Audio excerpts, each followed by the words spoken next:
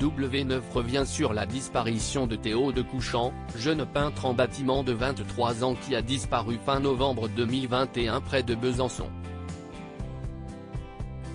La dernière personne qu'il avait vue vivant est Camille Anguenot, 18 ans, avec qui il flirtait. Rapidement, les amis du jeune homme remarquent de plus en plus d'incohérences dans les propos de la jeune fille.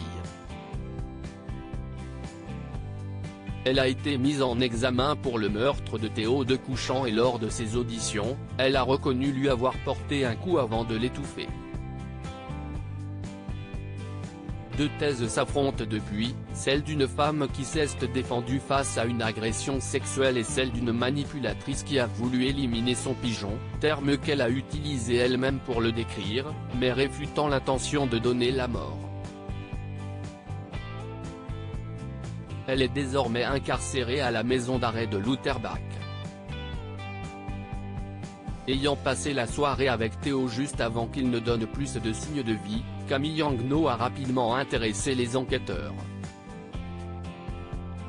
Une perquisition a alors eu lieu dans l'appartement de la jeune fille qui leur fait découvrir le corps sans vie de jeune artisan. Elle explique lui avoir porté un coup de couteau au niveau du foie puis l'avoir étranglé à mort. Selon la jeune fille, il s'était montré trop insistant, voulant l'agresser sexuellement. Dans un second temps alors, elle l'aurait tué le voyant toujours vivant et inquiétant.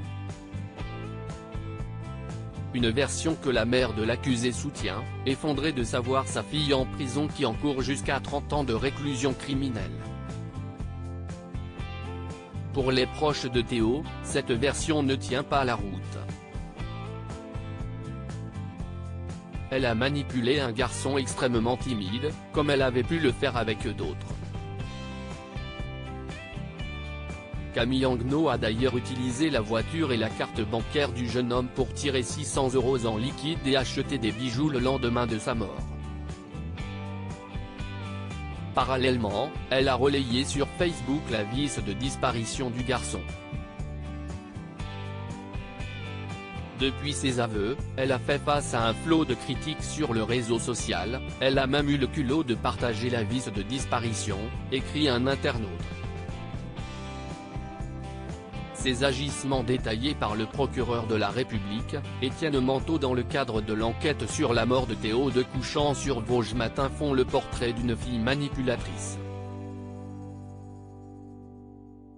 Après avoir tué Théo, elle a utilisé sa voiture et a retrouvé à Bordeaux un homme de 27 ans avec qui elle a passé 2 nuits dans un Airbnb, il a été entendu et indique qu'il ignorait ce qu'il s'était passé. Ils ont eu des rapports sexuels et, le 3 décembre, elle a pris le chemin du retour. Puis, elle a demandé à son ex de changer les plaques de la voiture du défunt avant d'aller en soirée avec des amis qui la trouveront normale. Après un accident de voiture, un autre ami lui vient en aide et ils passent la nuit ensemble. Elle sera interpellée, à son retour, le lendemain.